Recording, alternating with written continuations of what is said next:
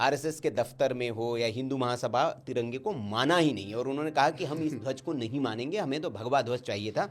क्या ये बात सत्य है? देखिए, थोड़ा विषय अंतर हो रहा है, फिर भी बता देता हूँ। जहां उसमें एड ऑन करते हुए हम फिर हाँ, मूल पे बिल्कुल, आएंगे। बिल्कुल। देखिए, हाँ, क्या हुआ हाँ, कि जब देश का ध्वज क्या होगा, जी तो हम सिर्फ आरएसएस का या वीर सावरकर और उनकी हिंदू महासभा के विचार क्यों पढ़ते हैं? जी हमें गांधी जी के भी विचार जानना चाहिए राष्ट्रीय ध्वज को लेकर क्या जी। थे।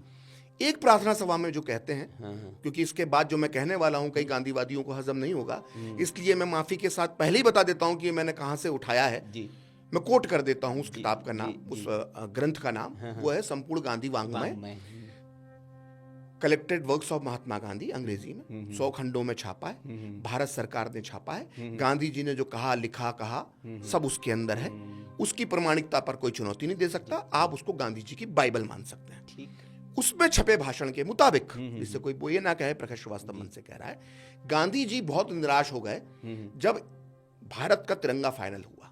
अच्छा। 3 कलर में उनको समस्या नहीं थी, केसरिया, सफेद, हरे में उनको समस्या नहीं थी। उनको समस्या थी अशोक चक्र से। तो एक प्रार्थना सभा में कोट अनकोट वो कहते हैं कि इस झंडे में चरखा होना चाहिए था। चरखा मतलब खादी बनाने वाला।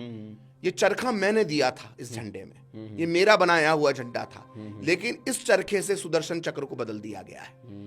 और मैं नहीं जानता कि सुदर्शन चक्र किस बात का प्रतीक है। मतलब भाव यह है कि सुदर्शन चक्र हिंसा का प्रतीक है, क्योंकि भगवान श्री कृष्ण ने उसका इस्तेमाल किया था। तो गांधी जी कहते हैं, क्या मैं नहीं जानता सुदर्शन चक्र किस बात का प्रतीक है? अगर यह झंडा तय किया गया सुदर्शन चक्र वाला, तो मैं इस झंडे को सलामी देने से मना कर दूंगा। Quote unquote Mohandas Karamchand Gandhi, source स्रोत संपूर्ण गांधी वाङ्मय।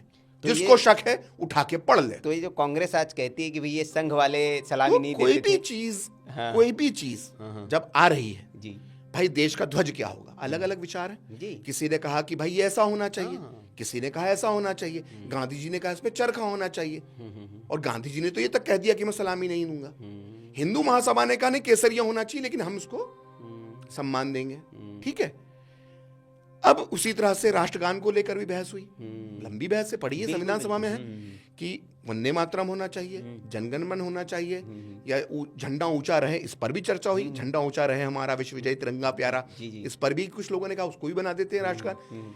तो इसका कतई मतलब नहीं था कि जिन्होंने वंदे मातरम का समर्थन करा उनका जनगण मन का अपमान करना उनका उद्देश्य था, या जिन्होंने वंदे मातरम का समर्थन किया वो जनगण मन का अपमान कर रहे थे, या वंदे मातरम उसका समर्थन करने वाले दूसरे। ऐसा नहीं होता।